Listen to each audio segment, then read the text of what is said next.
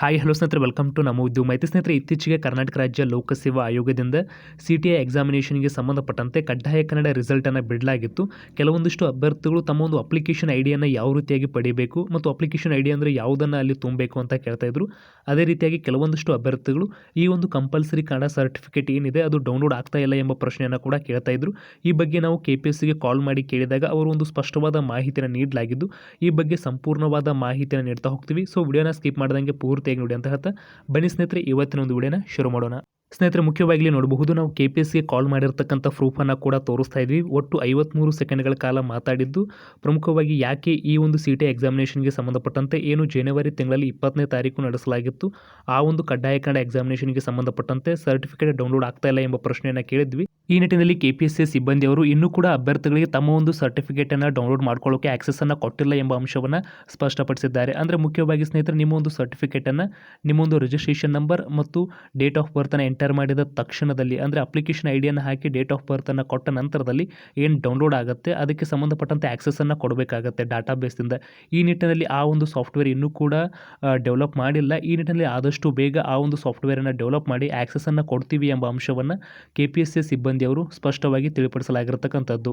ಇನ್ನು ಕೆಲವೊಂದಿಷ್ಟು ಅಭ್ಯರ್ಥಿಗಳು ತಮ್ಮ ಒಂದು ರಿಕ್ರೂಟ್ಮೆಂಟ್ಗೆ ಸಂಬಂಧಪಟ್ಟಂತೆ ಅಪ್ಲಿಕೇಶನ್ ಐಡಿಯನ್ನು ಯಾವ ರೀತಿಯಾಗಿ ಪಡಿಬೇಕು ಮತ್ತು ಅಪ್ಲಿಕೇಶನ್ ಐಡಿ ಅಂದರೆ ಏನು ಮತ್ತು ಇದನ್ನು ಯಾವ ರೀತಿಯಾಗಿ ಮರೆತಿದ್ರೆ ಪಡಿಬೇಕು ಅಂತ ಕೇಳ್ತಾ ಇದ್ರು. ಇದಕ್ಕೆ ಸಂಬಂಧಪಟ್ಟಂತೆ ನೀವು KPSCಯ ಲಾಗಿನ್ ಪೇಜ್ಗೆ ಓಪನ್ ಆಗಬೇಕಾಗತ್ತೆ. ಲಾಗಿನ್ ಪೇಜ್ಗೆ ಓಪನ್ ಆದ ನಂತರದಲ್ಲಿ ಅಲ್ಲಿ ನಿಮ್ಮ ಒಂದು ಎನ್ರೋಲ್ಮೆಂಟ್ ನಂಬರ್ ಏನಿರ್ತಕ್ಕಂಥದ್ದು ಅದನ್ನು ಎಂಟರ್ ಮಾಡಬೇಕಾಗತ್ತೆ, ಅಥವಾ ನಿಮ್ಮ ಒಂದು ಮೊಬೈಲ್ ನಂಬರ್ ಎಂಟರ್ ಮಾಡಿದ್ರು ಕೂಡ ನಡೆಯುತ್ತೆ, ಅಥವಾ ನಿಮ್ಮ ಒಂದು ರಿಜಿಸ್ಟ್ರೇಷನ್ ಆಗಿರ್ತಕ್ಕಂತಹ ಇಮೇಲ್ ಐಡಿಯನ್ನು ಕೂಡ ಎಂಟರ್ ಮಾಡಿದ್ರು ಕೂಡ ನಡೆಯುತ್ತೆ. ನಂತರದಲ್ಲಿ ನಿಮ್ಮ ಒಂದು ಪಾಸ್ವರ್ಡ್ ಏನಿರ್ತಕ್ಕಂಥದ್ದು ಅದನ್ನು ಎಂಟರ್ ಮಾಡಬೇಕಾಗತ್ತೆ. ನಂತರದಲ್ಲಿ ಇಲ್ಲಿ ಕೆಳಗಡೆ ರ್ಯಾಂಡಮ್ ಆಗಿ ಕ್ಯಾಪ್ಚರ್ ಕೋಡ್ ಬಂದಿರುತ್ತೆ, ಅದನ್ನು ಎಂಟರ್ ಮಾಡಿ ಸೈನ್ ಇನ್ ಬಟನ್ ಮೇಲೆ ಕ್ಲಿಕ್ ಕೊಡಬೇಕಾಗತ್ತೆ. ಒಂದು ವೇಳೆ ನಿಮ್ಮ ಒಂದು ಪಾಸ್ವರ್ಡನ್ನು ನೀವು ಮರೆತಿದ್ರೆ ಫಾರ್ಗಟ್ ಪಾಸ್ವರ್ಡ್ ಮೇಲೆ ಕ್ಲಿಕ್ ಕೊಡಿ. ನಂತರದಲ್ಲಿ ನಿಮ್ಮ ಒಂದು ಮೊಬೈಲ್ ನಂಬರ್ ಅಥವಾ ಇಮೇಲ್ ಐಡಿಯನ್ನು ಕೊಟ್ಟು ಪಾಸ್ವರ್ಡನ್ನು ಮರಳಿ ಪಡೆಯಬಹುದಾಗಿರ್ತಕ್ಕಂತಹದ್ದು. ನಂತರದಲ್ಲಿ ಸೈನ್ ಇನ್ ಬಟನ್ ಮೇಲೆ ಕ್ಲಿಕ್ ಕೊಟ್ಟ ನಂತರದಲ್ಲಿ ಈ ರೀತಿಯಾಗಿರ್ತಕ್ಕಂಥ ಒಂದು ಇಂಟರ್ಫೇಸ್ ಬರುತ್ತೆ. ಇದರಲ್ಲಿ I have read the instructions ಮೇಲೆ ಕ್ಲಿಕ್ ಕೊಟ್ಟು ಗೋ ಮೇಲೆ ಕ್ಲಿಕ್ ಕೊಡಿ.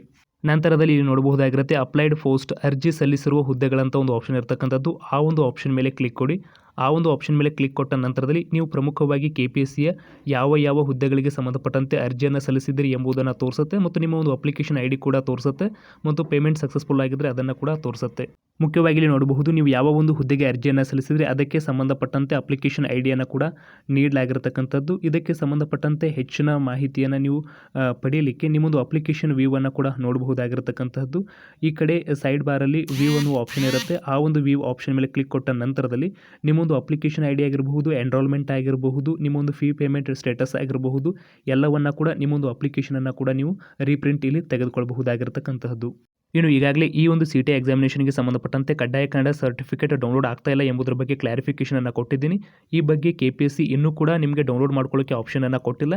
ಕೇವಲ ನೀವು ಉತ್ತೀರ್ಣರಾಗಿದ್ದೀರಿ ಅಥವಾ ಇಲ್ಲ ಎಂಬುದನ್ನು ತಿಳಿಸಲಿಕ್ಕೆ ಮಾತ್ರ ರಿಸಲ್ಟನ್ನು ಬಿಟ್ಟಿರ್ತಕ್ಕಂಥದ್ದು. ಡೌನ್ಲೋಡ್ ಆಪ್ಷನ್ ಆದಷ್ಟು ಬೇಗ KPSC ಕೊಡುತ್ತೆ. ಈ ಬಗ್ಗೆ ನಿಮಗೆ ಅಪ್ಡೇಟನ್ನು ಕೂಡ ಮಾಡ್ತೀನಿ ಅಂತ ಹೇಳ್ತಾ ಸಿಗೋಣ ಮತ್ತೊಂದು ಪ್ರಮುಖ ವಿಡಿಯೋದೊಂದಿಗೆ. ಧನ್ಯವಾದಗಳು.